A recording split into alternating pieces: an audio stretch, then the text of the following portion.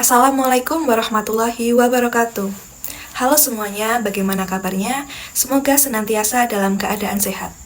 Sebelumnya, perkenalkan saya Desti Rismawati, mahasiswa Prodi Pendidikan Administrasi Perkantoran, Fakultas Ekonomi dan Bisnis, Universitas Negeri Yogyakarta.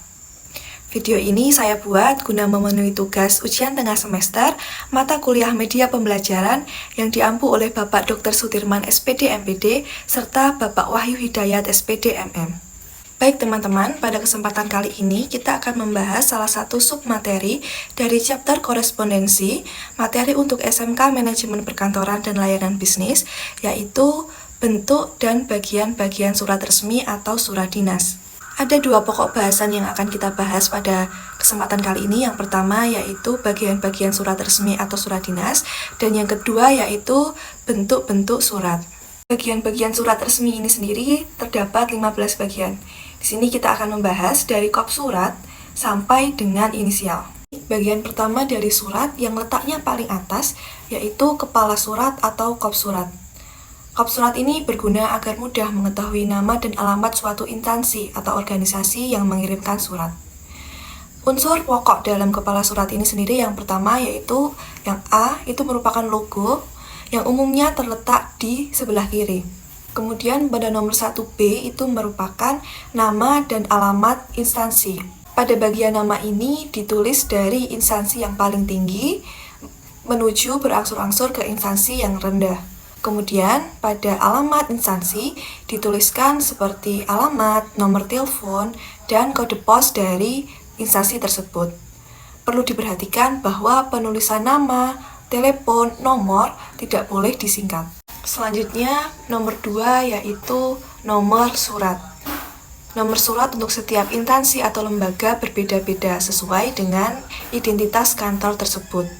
Terdapat 3 komponen pada bagian ini. Yang pertama yaitu nomor surat keluar, yang kedua kode instansi, dan yang ketiga bulan dan tahun pembuatan.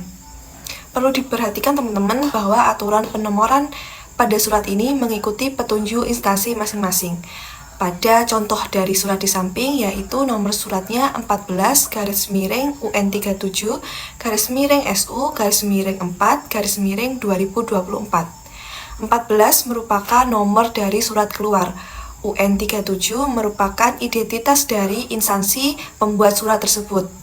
SU merupakan identitas atau singkatan dari surat yang dikeluarkan. Contohnya yaitu surat undangan disingkat SU seperti itu. Dan 4 merupakan bulan pembuatan dari surat tersebut. Kemudian 2024 merupakan tahun pembuatannya. Bagian ketiga yaitu tanggal surat. Tanggal surat ini memuat tanggal, bulan, dan tahun dari pembuatan surat tersebut. Sedangkan kota tidak perlu ditulis pada tanggal surat ini karena sudah termuat pada kepala surat. Pada penulisan tanggal ini, tanggal ditulis menggunakan huruf Arab, yaitu huruf 20 pada contoh.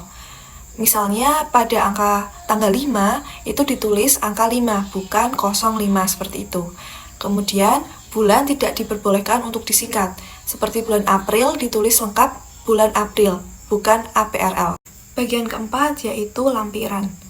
Lampiran merupakan penjelas apabila terdapat berkas atau dokumen lain yang disertakan dalam surat resmi tersebut. Apabila dalam surat utama tidak ada sesuatu yang dilampirkan, sebaiknya pada bagian ini tidak dituliskan, kecuali bahwa format tersebut telah tercetak. Bagian kelima yaitu perihal atau biasa ditulis juga dengan hal. Perihal ini berisi topik dari sebuah surat seperti undangan, permohonan, atau edaran. Isi dari perihal ini harus ditulis jelas namun cukup singkat. Penulisannya huruf kapital hanya terdapat pada huruf pertama. Kemudian tidak ada tanda baca yang mengakhiri. Bagian yang keenam yaitu alamat tujuan atau penerima. Pada bagian ini minimal terdapat 2 komponen yaitu nama dan alamat penerima surat. Dalam surat resmi selalu diawali dengan bentuk penghormatan yaitu yang terhormat, disingkat menjadi YTH. Dapat juga dituliskan dengan kata kepada apabila surat tersebut tidak ditujukan langsung kepada orang, melainkan ditujukan pada sebuah organisasi atau instansi. Setelah ungkapan penghormatan yang terhormat, kemudian diikuti oleh nama dari penerima surat tersebut, diikuti dengan jabatan atau sapaan. Kemudian di bawahnya yaitu dituliskan alamat yang dituju pada surat tersebut. Alamat yang dituju ini ditulis dengan lengkap, termasuk dicantumkan kode pos, kemudian tidak boleh disingkat. Contohnya, Jalan Cik Ditiro, nama jalan ini tidak boleh disingkat dengan JLN, melainkan harus ditulis lengkap, yaitu jalan, seperti itu. Kemudian bagian ketujuh adalah salam pembuka. Salam pembuka merupakan bagian dari tubuh surat. Salam pembuka yang biasanya digunakan dalam surat resmi adalah dengan hormat. Ada pula pembakuan yang lainnya, seperti Assalamualaikum dan Salam Sejahtera. Penulisan dari salam pembuka ini menggunakan huruf kapital pada huruf pertama saja dan diakhiri dengan tanda koma. Bagian ke-8 yaitu isi surat. Isi surat meliputi beberapa bagian, seperti alinea pembuka, alinea isi, dan alinea penutup. Nomor 8A yaitu alinea pembuka. Alinea pembuka ini berisi pengantar yang menarik perhatian penerima surat. Nomor 8B merupakan alinea isi. Alinea isi ini berisi pokok surat yang sesungguhnya memuat sesuatu yang diberitahukan, dinyatakan, dilaporkan, atau hal-hal lain yang disampaikan penulis kepada penerima surat. Kemudian nomor 8C merupakan alinea penutup. Alinea penutup ini berisi penegasan isi surat, ucapan terima kasih, himbauan atau harapan. Alinea penutup hendaknya dibuat singkat dan jelas, namun tetap memperhatikan kaidah kebahasaan. Baik, kita lanjutkan pada bagian yang ke-9 yaitu salam penutup. Salam penutup ini dicantumkan di antara alinea penutup dan tanda tangan. Salam penutup ini berfungsi untuk menunjukkan rasa hormat dan keakraban dari pengirim surat dan penerima surat.